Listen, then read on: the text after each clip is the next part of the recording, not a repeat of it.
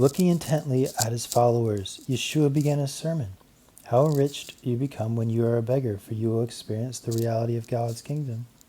How filled you become when you are consumed with hunger and desire, for you will be completely satisfied. How content you become when you weep with complete brokenness, for you will laugh with unrestrained joy. How favored you become when you are hated, excommunicated, or slandered, or when your name is spoken of as evil because of your love for me, the Son of Man.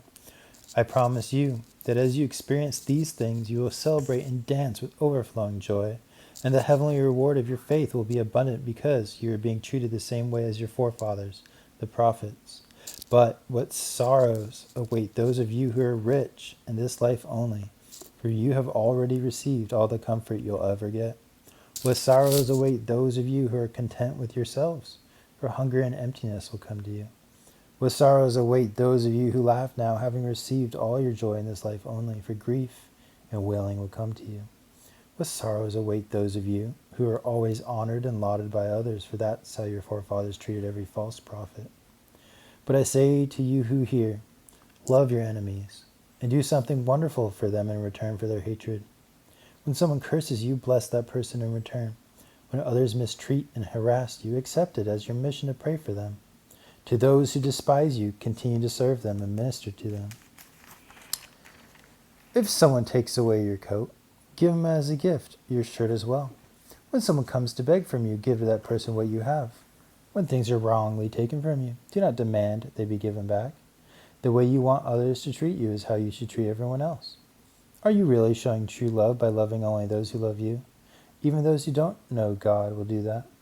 Are you really showing compassion when you do good deeds only to those who do good deeds to you?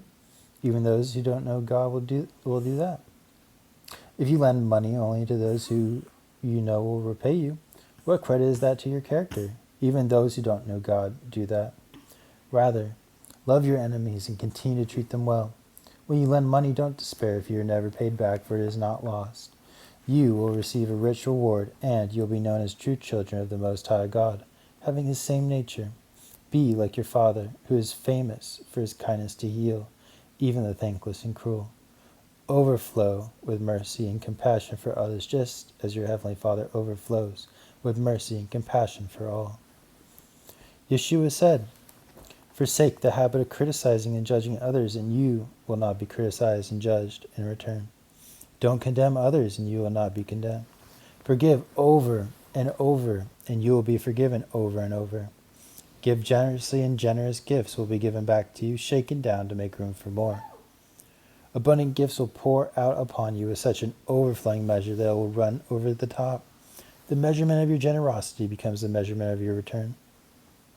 Yeshua also quoted these proverbs. What happens when a blind man pretends to guide another blind man?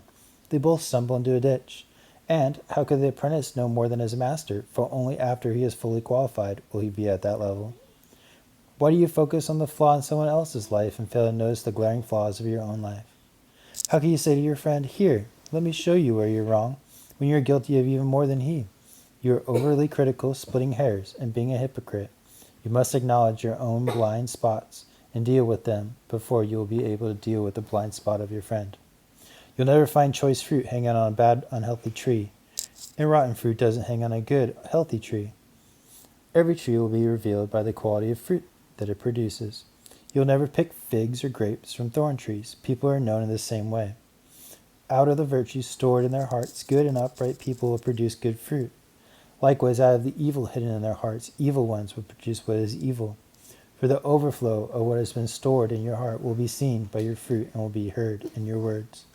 What good does it do for you to say that I am your Lord and Master if you don't put into practice what I teach you? Let me describe the one who truly follows me and does what I say.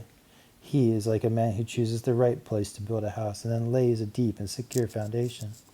When the storms and floods rage against that house, it continues to stand strong and unshaken through the tempest, for he built it wisely on the right foundation. But the one who has heard my teaching and does not obey it is like a man who builds a house without laying any foundation at all.